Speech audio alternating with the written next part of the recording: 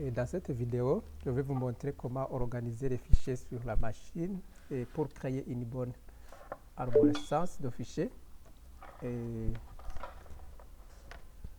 en créant des répertoires et des sous-répertoires bien organisés en fonction de la matière qu'on va traiter et aussi en fonction des fichiers que l'on va stocker dans chaque répertoire.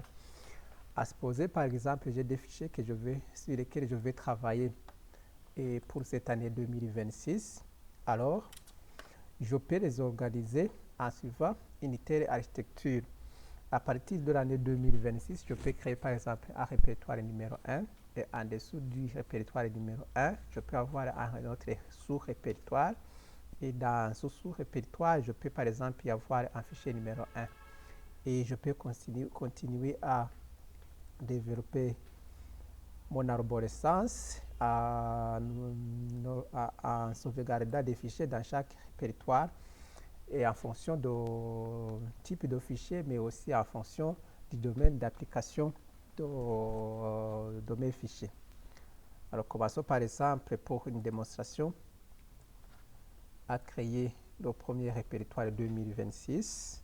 Et dans un terminal, je peux créer mon répertoire mkdir 2026. Alors, je peux me déplacer dans le répertoire 2026 et je peux vous montrer qu'il est vide, il n'y a rien pour le moment. Alors, je peux commencer à créer cette arborescence mkdir rip 1 et j'aurai aussi rip 2 et puis j'aurai rip 3. Après rip 3, j'aurai rip 4. Et dans le répertoire RIP 1, je vais y avoir un répertoire RIP 1, RIP 1.1. Non, je commence par RIP 1. Et je peux voir que RIP 1 ne contient aucun dossier. Alors je peux créer le répertoire RIP 1.1. Et à l'intérieur de RIP 1.1, je peux créer un fichier. Via fichier 1.text. Bon, je vais juste y mettre quelques messages et puis je vais sauvegarder mon fichier. Et si je regarde dans RIP 1, il y a aussi un autre répertoire 1.2. Alors je descends d'un niveau et je vais créer le répertoire RIP 1.2. Et dans RIP 1.2, il y a le fichier numéro 2. Alors je peux entrer dans RIP 1.2 et créer le fichier numéro 2.text. Et encore une fois, je vais mettre quelques messages là-dedans. Et je crois que dans RIP 1, encore, il y a le répertoire 1.3. Alors, je descends d'un niveau et puis je vais créer le répertoire RIP 1.3. Et dans le répertoire RIP 1.3, il y a le fichier. Il y a le fichier 1.3.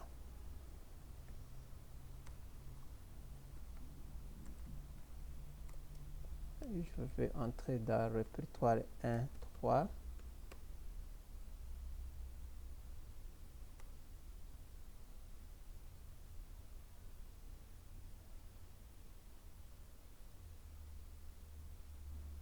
Attends, je descends d'un niveau, je vais voir. Puis dans 1.3, j'aurai le fichier RIP 1.3. Je vais créer le fichier numéro 3. .text. Encore une fois, quelques messages. Et je dois aussi créer le répertoire numéro 4. Je vais créer le répertoire numéro 4. Dans le répertoire RIP 1, mkdir RIP 1.4. Et je peux descendre d'un niveau pour entrer dans RIP 2 et je vais créer RIP 2.1. CD RIP 2 mkdir RIP 2.1 et je vais créer RIP 2.2 aussi, mkdir RIP 2.2 et je crée aussi RIP 2.3 et dans RIP 2.1 je vais créer le fichier 1 aussi, .text, quelques messages et je vais descendre d'un niveau pour entrer dans le répertoire RIP 3.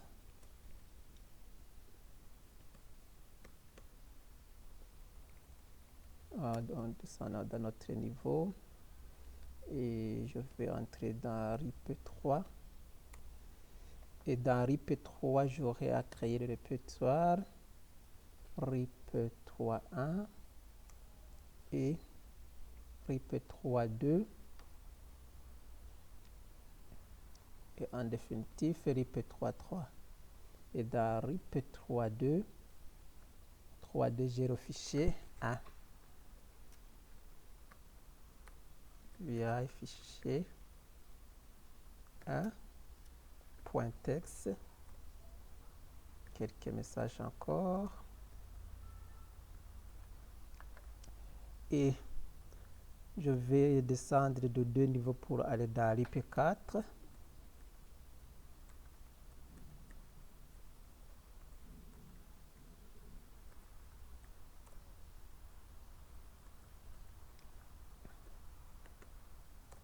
Et dans RIP 4, je vais créer le répertoire RIP 4.1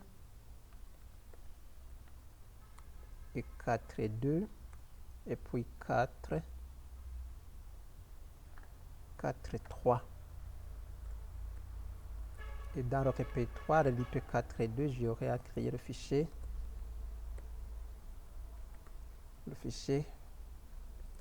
1.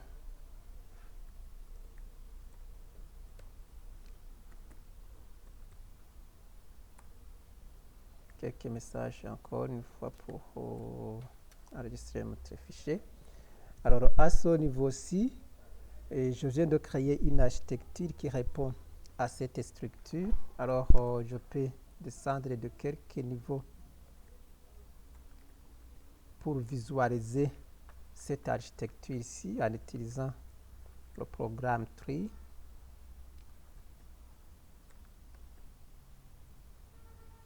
Alors je descends encore une fois et avec le programme Tree, on va construire cette arborescence.